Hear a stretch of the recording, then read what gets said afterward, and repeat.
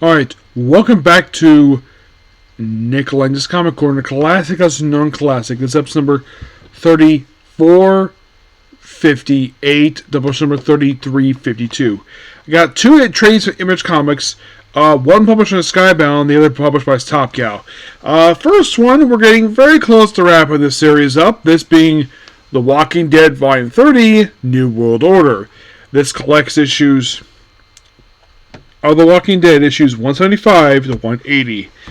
Still written and drawn by the same people, Rob Kirkman and Charlie Allard. Mostly put, here's kind of what happened. So, basically, there was this, the whole thing happened in these issues is that this was teased in the previous couple trades, where Eugene has been contacted by this woman named Stephanie over the shortwave radio. And here, so, they found where she is. So, Eugene, Mahalo, Macho, and a few others go to where she is, and turns out this is an area known as the Commonwealth. Yes. And they meet what appears to be a leader. Actually, it's not. Just basically some low-level bureaucrat who's just being a dick. And also the fact they bring some soldiers with them. And the fact also that he threatened to have a shootout. Because how much of a massive dick he is. And of course, the crowd's like, can you turn off your guns? And they're like, no.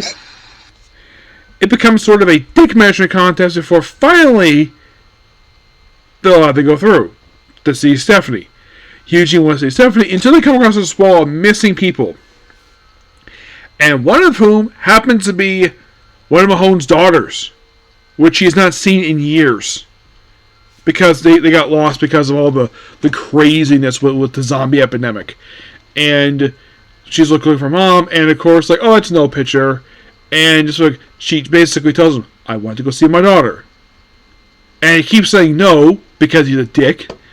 Eventually, she's allowed to find where she is. Find out that she's working in a bakery. Yes, a bakery. Which she drops the cake she just made to hug her mom because she's not seen her in a long time. And the thing is, she doesn't hate her mom. No, she perfectly understands exactly what's going on with her. The fact that she has a hatred for really abandoning her. So they just got lost. So they came to the Commonwealth for years prior to events of the story.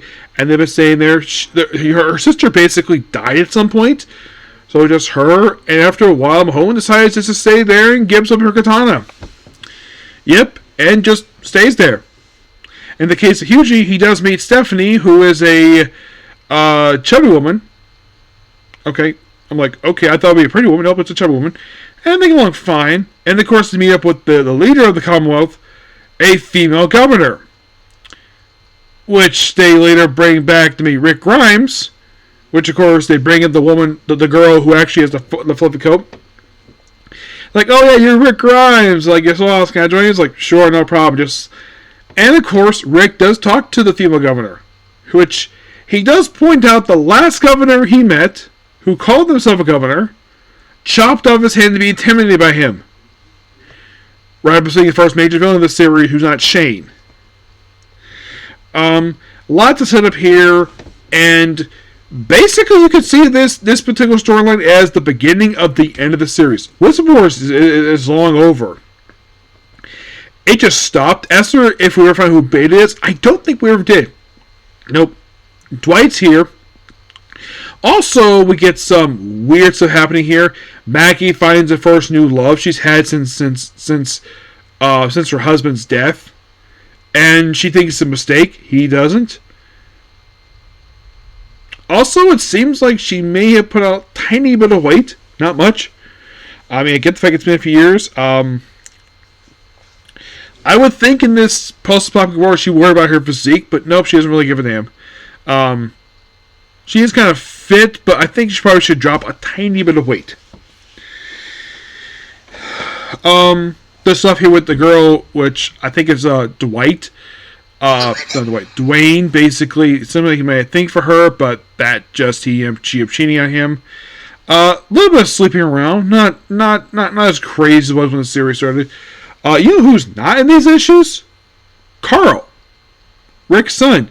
Yeah, Rick does not play a role in these issues. He takes like a back seat in these issues, which is kind of interesting. And you can look at these issues, and given the fact that the book ends 13 issues later, which by the way, yes, I have 13 issues left to go, that this is probably going to be the final storyline of the entire series. Yes, that's probably going to be the case. Come on. Thank you. Yeah, my computer does this thing where if I don't move my mouse for a few minutes, basically my screen goes black. I don't like that at all. Quite interesting what it is. I give it roughly a 9 out of 10. Next up we have is Cyberforce. This is going back to the previous one for the series, Volume 3. Yep, Volume 3. This is Cyberforce Rebirth. Which I believe I met. Yeah, I think I met Coven once at a Comic-Con, maybe a few years ago. Mostly put, this book collects the first 5 issues of Volume 3 for Cyberforce. And your writers are, if I can find the page here, it is,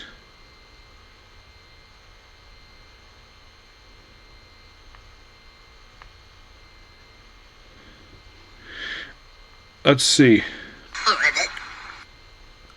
Okay, so the writer is Mark Silvestri and Matt Hawkins, who also did the next volume of the book, with Con Foam on the artwork. Yep. He was also the inker as well. They also have a 2-page backup written and drawn by Mark Silvestri.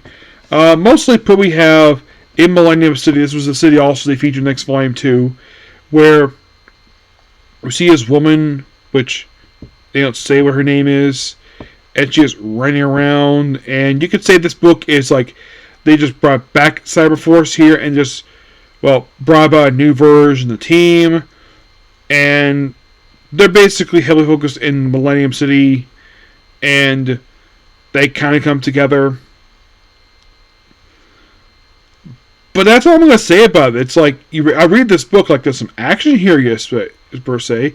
There's also seems like we're set in the future here with these issues, because now we're in Old Pittsburgh. Yes, Old Pittsburgh.